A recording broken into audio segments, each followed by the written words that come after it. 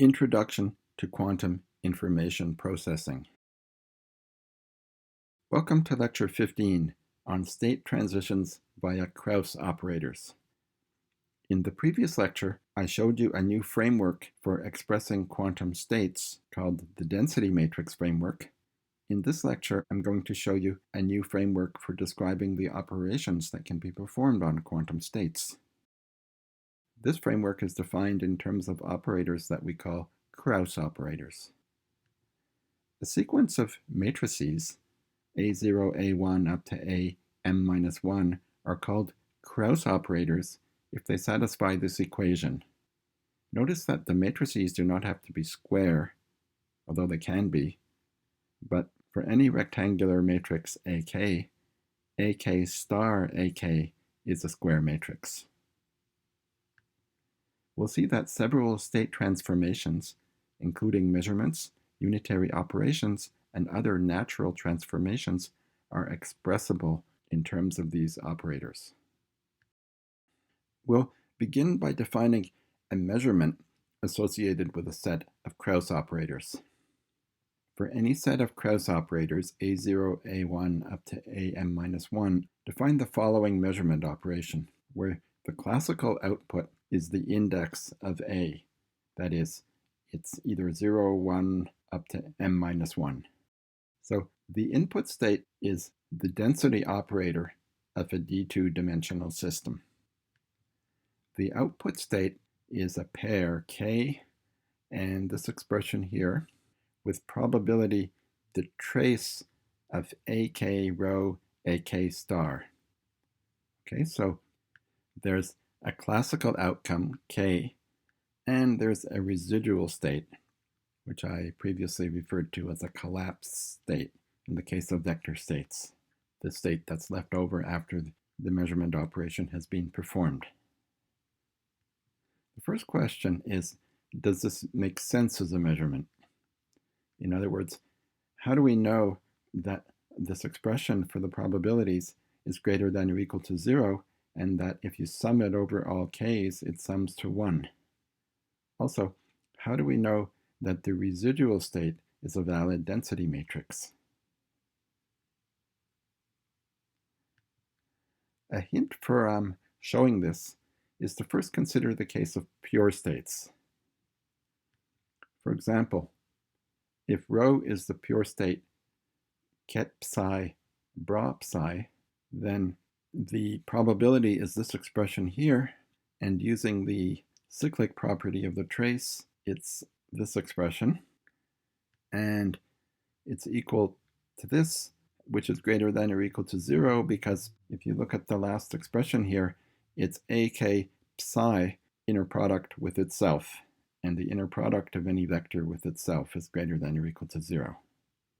Okay, so that's a way of showing that at least in the case of pure states, the probabilities are greater than or equal to 0, and with similar ideas we could prove that they sum to 1, and also that the residual state is a valid density matrix for pure states. And then we could consider mixed states as probabilistic mixtures of pure states and derive the results from mixed states. Okay, let's look at the basic measurement in the computational basis. Is that a specific case of measuring in terms of these Kraus operators? Suppose we have a d-dimensional system with computational basis state ket 0, ket 1 up to ket d-1. If we want to perform a measurement in the computational basis, we can define the Kraus operators to be A0, A1 up to AD-1, where AK is defined as the ket bra of K, which is the rank 1 projector associated with each of these vectors. These are valid Kraus operators because if we plug them into the equation that defines Kraus operators, we get this.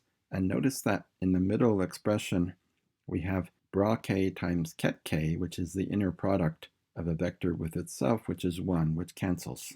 And if you take the sum of orthogonal rank 1 projectors that span the space, you get the identity. What's the probability of outcome k, according to this Kraus formalism? This is the expression for outcome k, and if we plug the specific AKs in, we get this expression here, and recall that the trace is cyclic. All the arguments of the trace are either column matrices, row matrices, or square matrices, and we can cyclically permute them without changing the trace. And if we do that, we get this equation here, and again we have the dot product of k with itself, which is 1, so it simplifies to bra k rho ket k. And this is the definition of a projective measurement from the previous lecture. This is the definition of outcome k when the state is rho. And the residual state, well, that's this, and if we plug in our expression for AK, we get something which looks a bit daunting, this kind of expression, but remember in the numerator we have a product of row matrices and column matrices and square matrices, and in the bottom we have a scalar. We can simplify the bottom because we already figured out that that expression reduces to bra k rho ket k. And notice that we have that expression in the numerator also. And those are 1 by 1 matrices, so they're scalars, so they cancel. And we get this expression ket k bra k, which is the density matrix of the computational basis state ket k. So that's what we expect the residual state to be, because if we measure in the computational basis, the state collapses to a computational basis state. Early on in the course, we generalized our notion of a measurement with respect to an orthonormal basis to a measurement with respect to a set of mutually orthogonal subspaces of various dimensions. We're going to call this a projective measurement, and we're going to see how this can be expressed in the formalism of Kraus measurements. Define a square matrix to be a projector if it is normal and it's equal to its square, which implies that the eigenvalues are 1 and 0. We're interested in sets of projectors that are orthogonal and complete. They're orthogonal if any two projectors has product 0, the 0 matrix, and they're complete if they sum to identity. In that case, they correspond to a set of mutually orthogonal subspaces that span the space. So, for example, if we have a three-dimensional space, then we can decompose it into a two-dimensional space and an orthogonal one-dimensional space. And there's a rank 1 projector associated with the one-dimensional space and a rank 2 projector associated with the two-dimensional space, where the rank of a projector is the multiplicity of the one eigenvalue. What we're going to do is take the projectors as the Kraus operators. It's easy to see that those are valid Kraus operators, and the corresponding Kraus measurement has this probability of outcome k. Now, when rho is the density matrix of a pure state, then this corresponds to the projection length squared of the state vector onto the subspace, which is compatible with our earlier definition. And the residual state is of this form, and when the state is a pure state, this corresponds to the state where you project the state onto the subspace and then you normalize it. One of the reasons why we introduced projective measurements was in order to make sense of the concept of measuring the first qubit of a 2-qubit system, and more generally measuring some registers of a multi-registered system. Let's consider how this can be expressed in the formalism of Kraus operators. Suppose that we have two quantum systems. One is d1 dimensional and the other is d2 dimensional. So if we think of these as two registers, then there's also a combined register which has dimension d1 times d2. And imagine that rho is the density operator of a state in the combined system, so it's a d1 d2 by d1 d2 matrix. And now suppose we want to measure the first system in the computational basis. Let ket0, ket1 up to ket d1 minus 1 be the computational basis for the first system. Define the Kraus operators to be the ket bras of these computational basis states for the first system, tensored with the identity operator on the second system. It's easy to see that these are valid Kraus operators, and that's going to be the definition of measuring the first register of the two-register system. According to our definition of Kraus measurements, the outcome is of this form. It has a classical part, k, indicating which of the k Kraus operators occurred, and it also has the collapsed state. Now notice that the collapsed state is a tensor product, and the first tensor factor is a computational basis state on the first system, which makes sense. If you measure the first system in the computational basis, then the state collapses to one of the computational basis states. And the second tensor factor is the collapsed state or residual state of the second system. I will leave it as an exercise to check that this definition matches the definition of measuring the first register in a two-register system that was discussed in Lecture 3. Up until now, all our Kraus measurements have involved Kraus operators that are projectors. That need not be the case. Remember the Trine states that were introduced in the first lecture? Those are three 1-qubit states, so they are unit vectors in a two-dimensional space that are 120 degrees apart from each other. Suppose that we're given a qubit and we're told that it's in one of these three states, but we're not told which one. And our goal is to perform some kind of measurement that enables us to guess this state, maybe not perfectly, but with as high a success probability as possible. How do we do this? One approach is to use these three Kraus operators.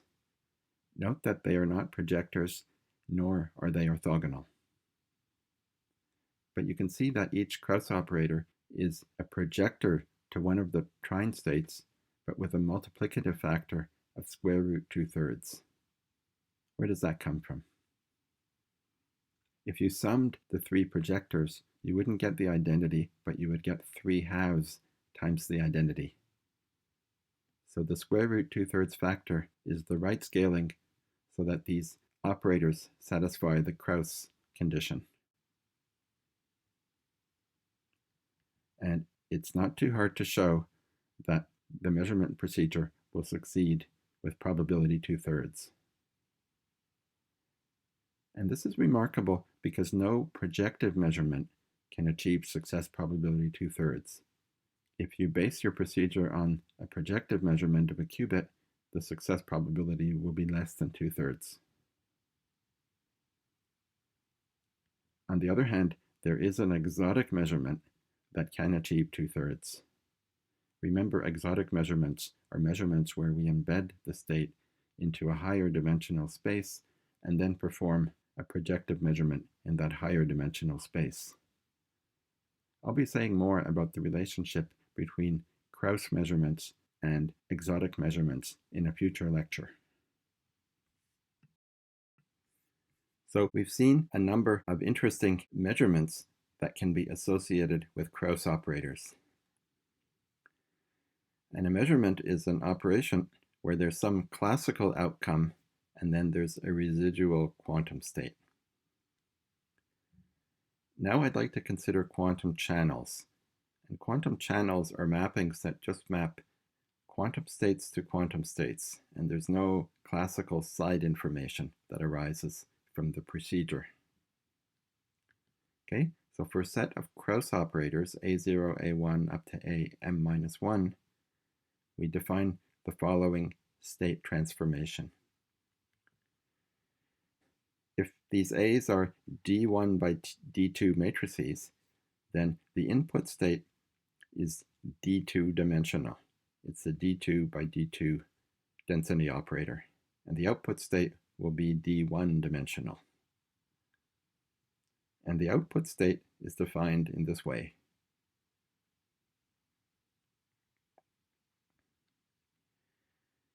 A specific example of this is where there's only one Kraus operator and it's unitary.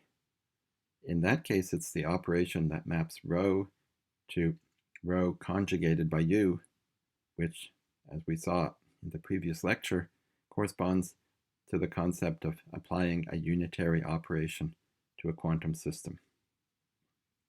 So quantum channels are generalizations of unitary operations. Here's an example of a quantum channel that's not a unitary operation. It's a qubit channel. And the Kraus operators are the ket bra of 0 and the ket bra of 1.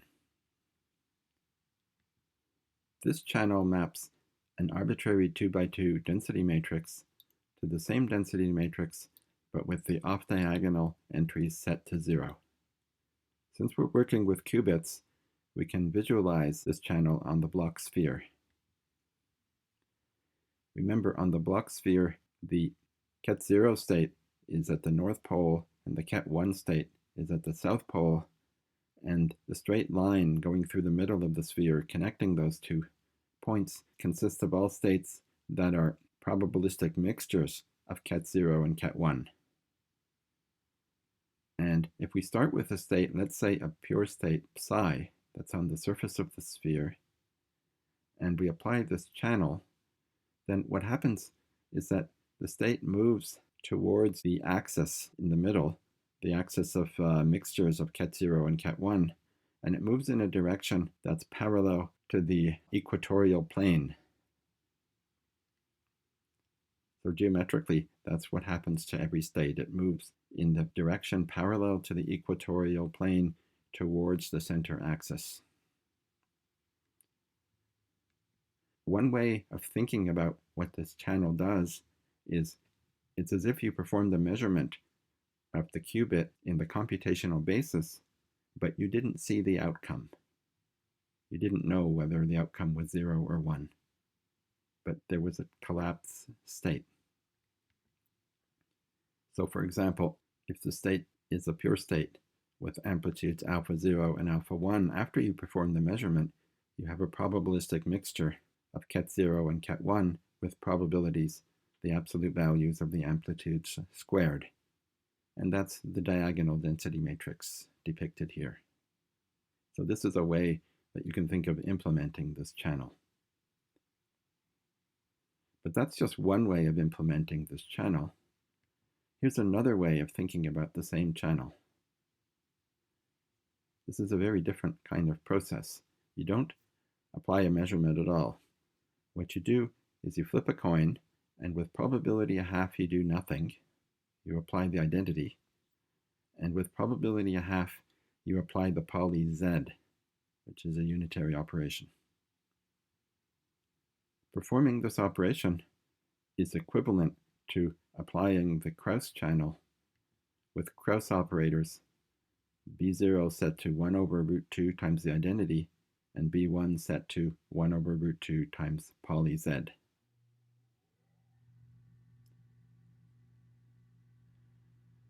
I'll leave it as an exercise to show that the two channels are the same.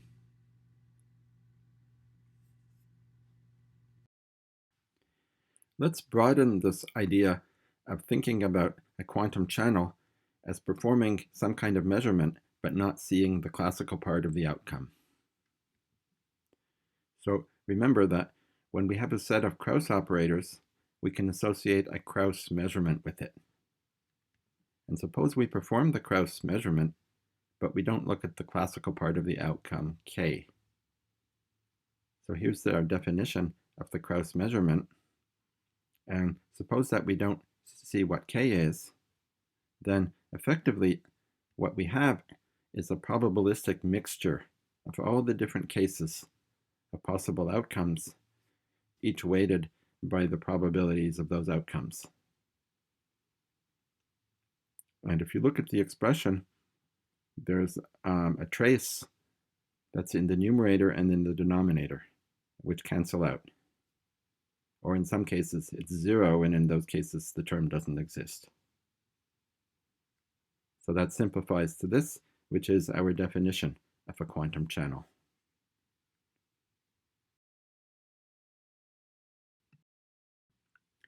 So far, all the measurements and channels that we've looked at in terms of Kraus operators have involved Kraus operators that are square matrices.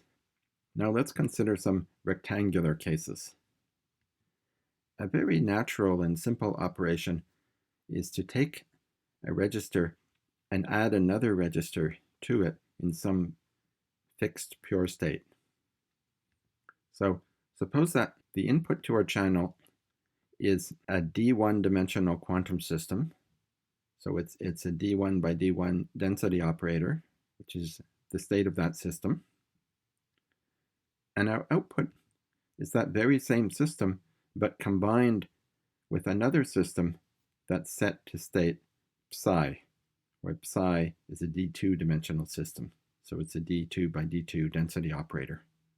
So the combined output state is a d1 d2 by d1 d2 density operator, the tensor product of these two density matrices. Okay, so it's like you give me a register, I take that register, and then I just package it with another register, and then I give you the package of both of those registers back as the output to the channel, and I don't disturb the actual state of the register that you gave me. This can be expressed as a quantum channel with a single Kraus operator of this form. It's the identity matrix for the first system and tensored with the ket for the second system. And since the ket is a column matrix, the tensor product of the square matrix with the column matrix will be rectangular. Okay, it's a d1 by d1 identity matrix. Formally applying this channel to the original system gives us this expression here. And how do we figure out what this expression is? Well, when we have products involving tensor factors, it's nice if we can arrange them so that we can look at the products of the first tensor factor separately and the second tensor factor separately.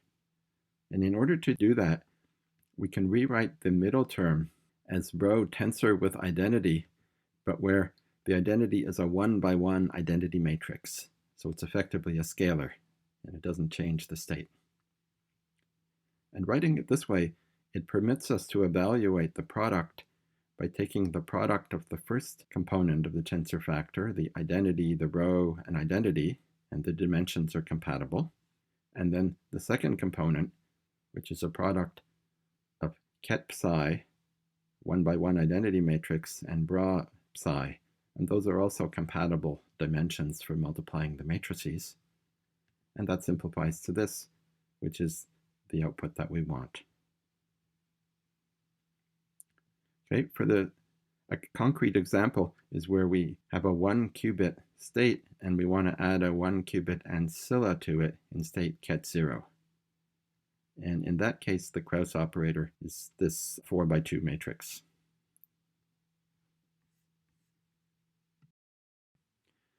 Now let's consider the case where we have multiple registers, but we remove one register rather than adding a register to a system.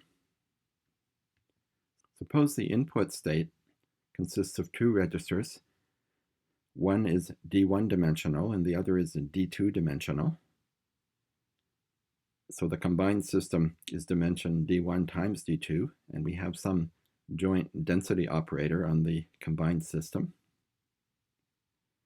And the output state is what's left if you just remove the first register. You just take it away. You just don't give it back. And then the second register still exists. And what's its state? How can we conceptualize this? Can we define a channel that corresponds to performing this operation? One way of thinking about this is, imagine that Alice has the first system and Bob has the second system. And if we just want to consider the second system, imagine that Alice just travels away very far to the other end of the galaxy, and then she can do whatever she wants with her system, and it's inconsequential to Bob if she doesn't communicate with Bob anymore. And since it doesn't matter what Alice does, let's just suppose that Alice measures her system in the computational basis or in any orthonormal basis.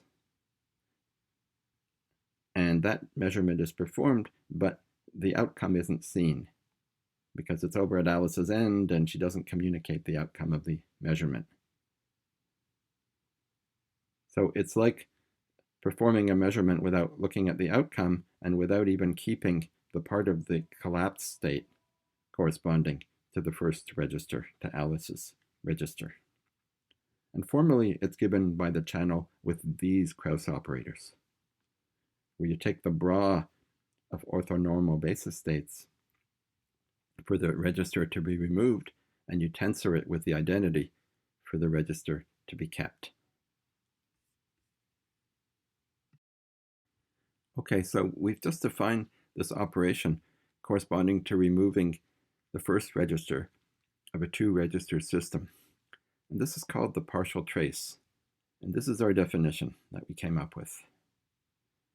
And notice it's denoted like the trace, but with a subscript. And the subscript indicates which register has been discarded. So if the subscript is 1, then it's the first system that's been discarded. And there's a corresponding definition to the case where the second system is discarded. And there you'd subscript the trace with 2. And it turns out that this channel is the same channel regardless of which orthonormal basis you use for the system to be traced out. And the full trace, which is the trace that we've seen before, which is just the sum of the diagonal entries of the matrix, has a kind of similar form with respect to an orthonormal basis. You can choose any orthonormal basis, and this expression is equal to the full trace.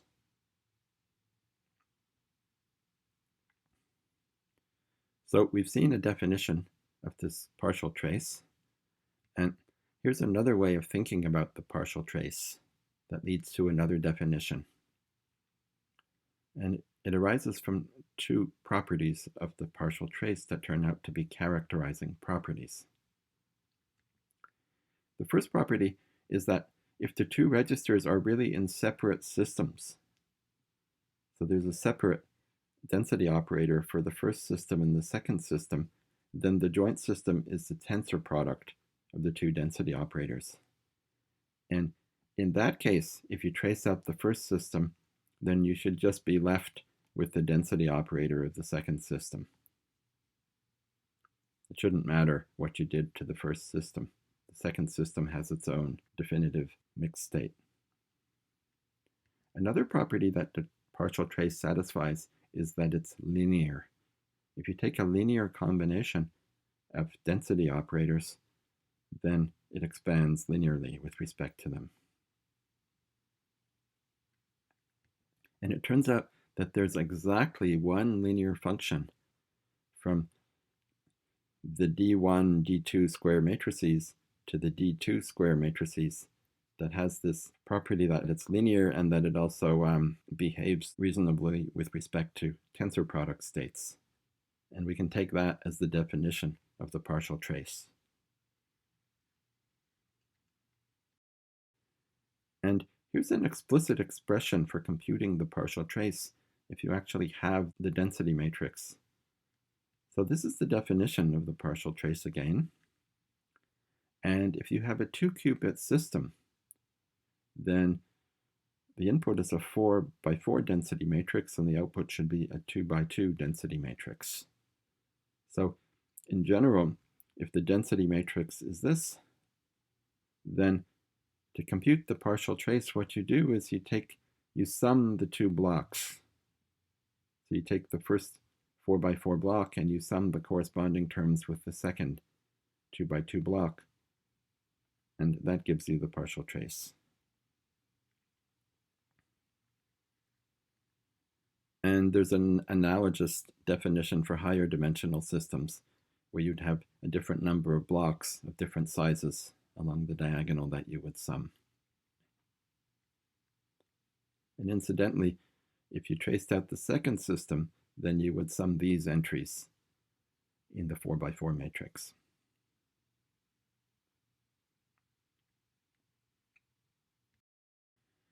And let's consider this Bell state.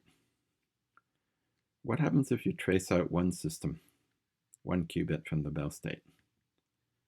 So it's the partial trace of this 4x4 density matrix. And from the formula that we just discussed, it's this matrix. It's the same matrix that you get if you take a uniform mixture of ket 0 and ket 1, and it's also the same matrix you get as if you took a uniform mixture of ket plus and ket minus. But each individual qubit of a Bell state is in a mixed state, but there isn't actually a probabilistic mixture. For this to make sense, you don't actually have to measure one of the qubits. You can just imagine that the two qubits exist in this pure state, nobody does any measurement, and we just ask, what's the state of Bob's qubit? What's the state of Alice's qubit? It's a mixed state. So mixed states, originally we saw that they can arise by taking probabilistic mixtures of pure states, but they can also arise by constructing pure states with multiple registers and tracing out some of the registers. And this also answers this question that came up early on in the course with multiple qubits as to how do we make sense out of the states of the individual qubits of a multi-qubit state. So if we stuck with vector states, then we can't. Then we can have a multi-qubit system where the first qubit doesn't have a well-defined state.